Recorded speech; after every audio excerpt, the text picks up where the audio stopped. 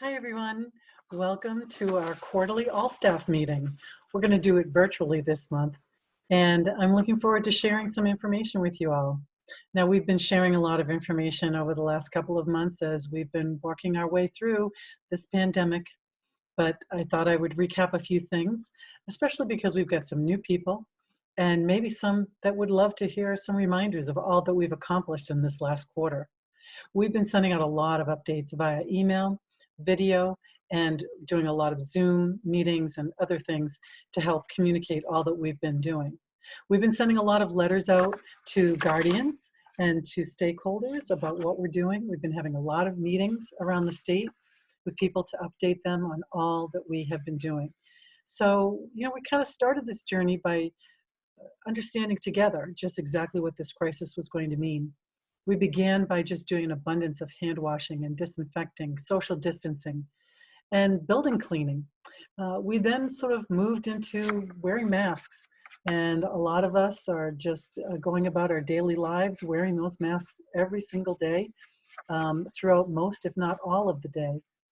And we then also, even before that, really started looking at travel, out of state travel, out of country travel, and the impacts of that, and really started to talk about this concept of self-quarantining. We've then, throughout this time, have been doing a lot of symptom checks with thermometers and everyone checking in with one another about how they're feeling. Then the idea of PPE, this personal protective equipment, came into the vernacular and became a way of life for us as far as using personal protective equipment and ordering it and being on the lookout for it and spending quite a lot of time, energy, and money to get what we needed to all of you. We then really started looking at cohorting staff. Can we have people largely work together so that they can remain safe together, remain healthy together? And that's something that we've been doing for some time now. Over the course of this crisis, we've also looked at everything that you benefit from: medical benefits, payroll, everything that would have something to do with keeping you healthy from a financial point of view, and not only just from a physical point of view. Unemployment benefits and understanding the changes and communicating those changes to you has also become really important to us so that we can help you navigate a lot of really confusing and really almost ever-changing landscape as it relates to benefits, not only that we supply, but that are being supplied by the federal and state government. We have a state stipend coming up for essential workers, and after we put in our essential worker pay, which will continue for some time, the state stepped up and is also looking to institute something that would also help those of you who are working on campus and working on those front lines. We've talked about everything over the course of time, from living on campus to personal time off and how that can be used.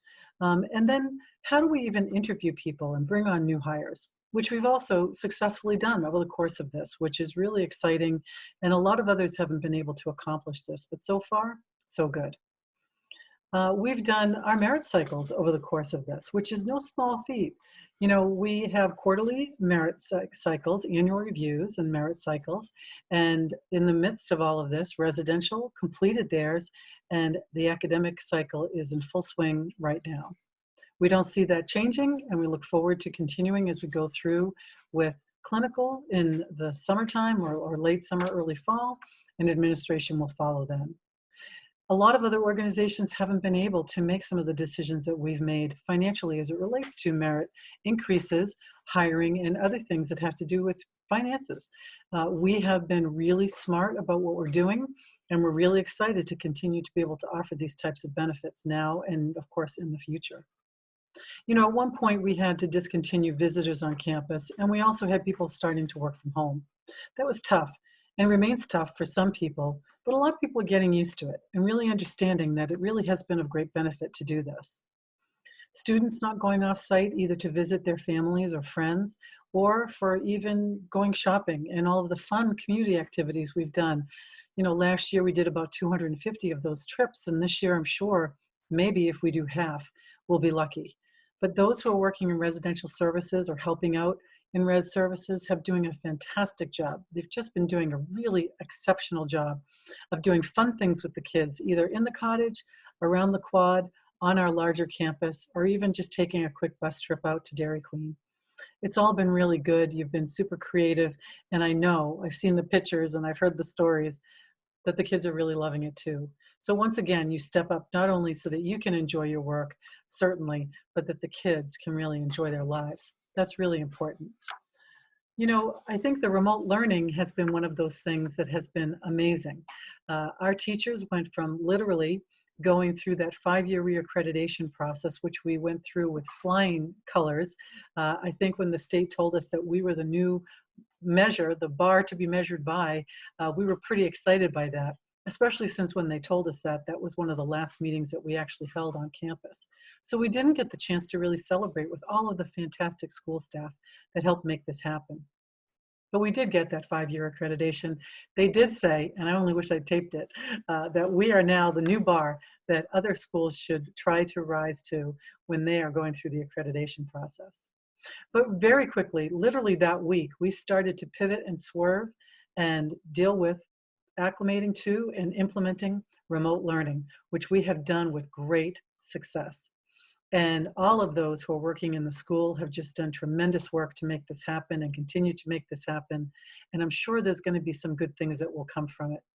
And meanwhile, we continue once again to set the bar, because I'm in calls and I'm on meetings with other school districts who are really struggling, even now, still, with remote learning. And while I'm sure every day is not easy for our teachers and everybody else in the school who's helping to support all of this, we are doing a tremendous job in this regard. You know, another thing that we're doing really differently and wonderfully, and it kind of goes back to that visitor on campus situation, is having all of these remote visits for the kids through phone calls, through Skype, through Zoom, through FaceTime, however we're getting it done, and helping these kids stay connected with their families and guardians. And that's also very important too, to help these kids get through this time.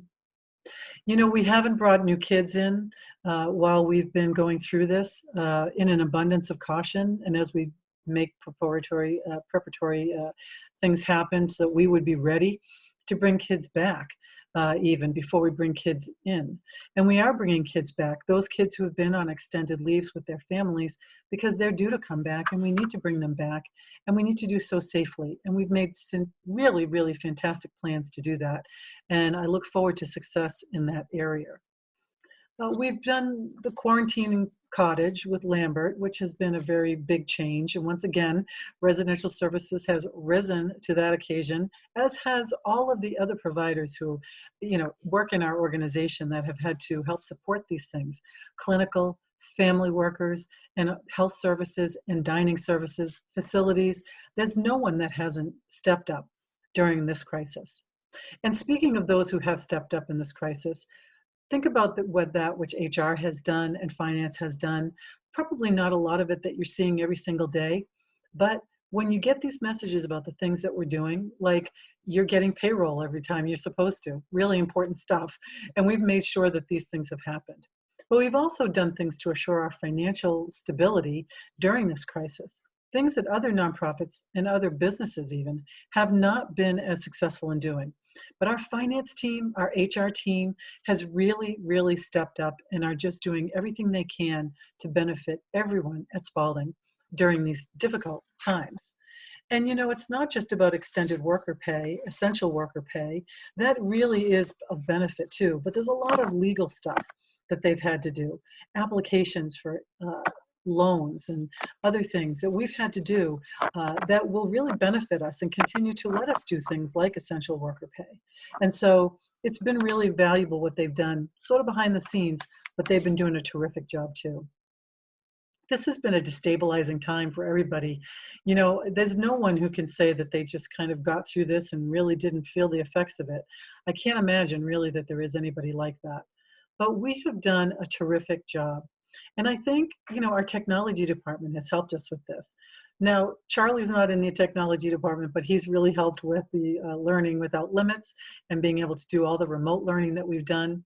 But IT stepped up when we needed them to give us laptops so people could work from home, to help us with Zoom or conference calls or other things, and to keep things going, even though we might have had to suspend things like electronic records and really coming to some conclusions on that.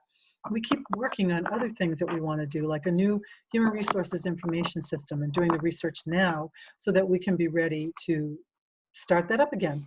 And but there have been things, have been things rather that we've not been able to really continue. We've been impacted by some things that are business interruption. And some of our staff training has very much slowed down. And so we look forward to a time where we can reinitiate that. CARF accreditation continues, but it is at a slower pace. Carol's doing a terrific job, and she continues to do a lot of work in that regard.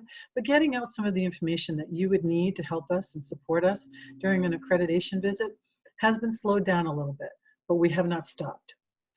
I talked about the electronic health record and HRIS, that Human Resources Information System. Some of that, as I said, has been slowed down. And, also too, our Westwood renovations, we talked about those in the past. Solar, a second school, and other things. They've been slowed down, whether we wanted it to or not. Other vendors that we work with, contractors, real estate, others that would be helping us during these projects, they too have been wildly impacted by what's going on. And some of our own capital projects that we had hoped to accomplish by now have likewise been impacted. What's not been impacted is the amazing Spaulding spirit. And I always end our meetings, although I think I started one meeting with this, with our Spaulding Spirit Award Winner. And this quarter, I have a Spaulding Spirit Award Winner to announce. And I'm so really, really happy to announce that, hashtag Spaulding Strong, this quarterly all staff Spaulding Spirit Award goes to all staff, all of our staff. You are all together, whether you're on campus or off campus, making it happen every day in amazing, creative, innovative, and astounding new ways. If there was ever a time to display the Spaulding spirit, there is almost no one who could be called out uniquely for doing so. And so this quarter, we are Spaulding Strong, and we have all, every one of you, earned that Spaulding Spirit Award. Thank you. Thank you so much for all you do, for all you will continue to do. And I know that the next time we will be together and talking about all the things that we're working on, that we're succeeding at, and that we're planning for our future. Thank you all.